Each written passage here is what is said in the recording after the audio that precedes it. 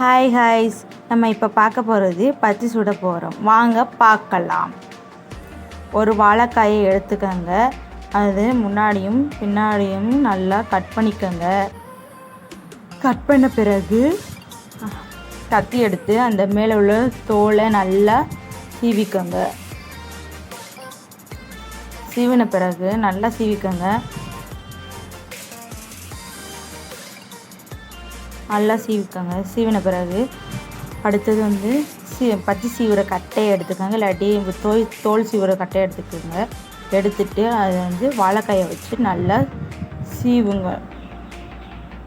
மெலிசாக சீவிக்கோங்க. அப்போ தான் நல்லா வரும்.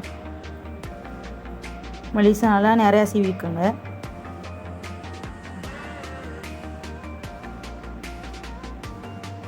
சீவின பிறகு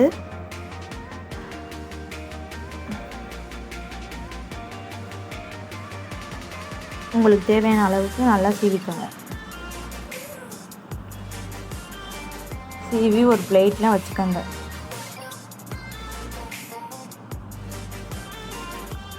நிறையா சீவிக்கோங்க.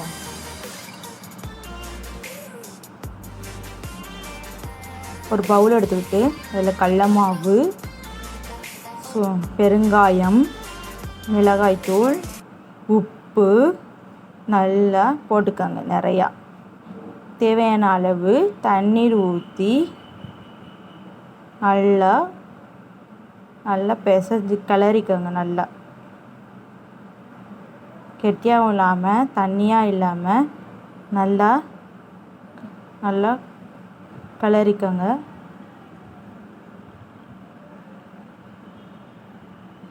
நல்லா தண்ணி ஊற்றிக்கோங்க. தண்ணி ஊற்றி நல்லா கிளறிக்கோங்க. நல்லா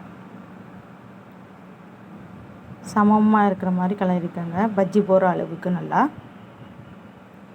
போட்ட பிறகு ஸ்டவ்வில் ஒரு கடாய் வச்சுக்கோங்க.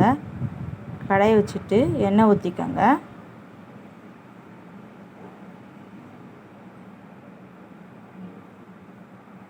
எண்ணெய் தேவையான அளவு ஊற்றிக்கோங்க.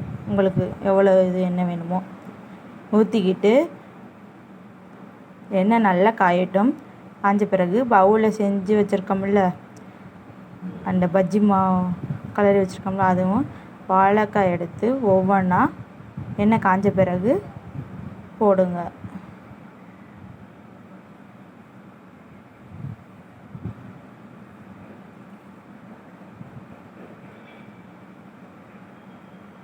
ஒவ்வொன்றா தள்ளி தள்ளி போடுங்க.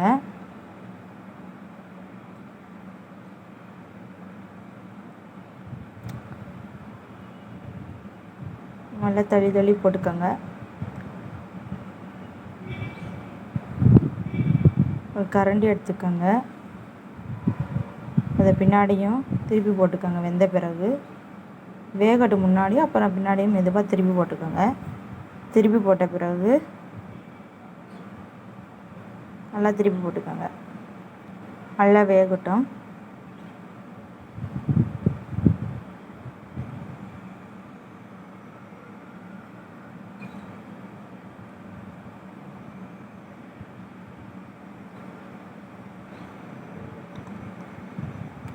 வெந்த பிறகு வாழைக்காய் சீவி வச்சுருக்கோம்ல,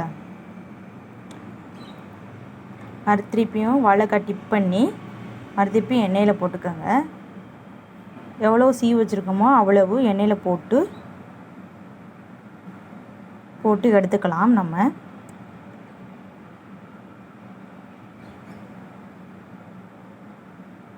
தேவையான அளவுக்கு நம்ம போட்டு எடுத்துக்கலாம்.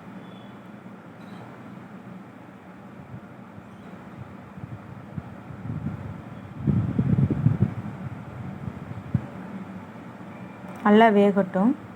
மீடியம் ஃப்ளேமில் வச்சுக்கோங்க ஃபஸ்ட்டு போடும்போது.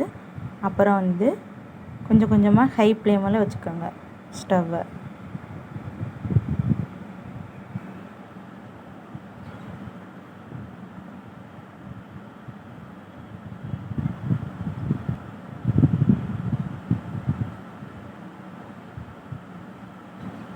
போட்டு எடுத்தோம்னா சூப்பரான சுவையான பஜ்ஜி ரெடி.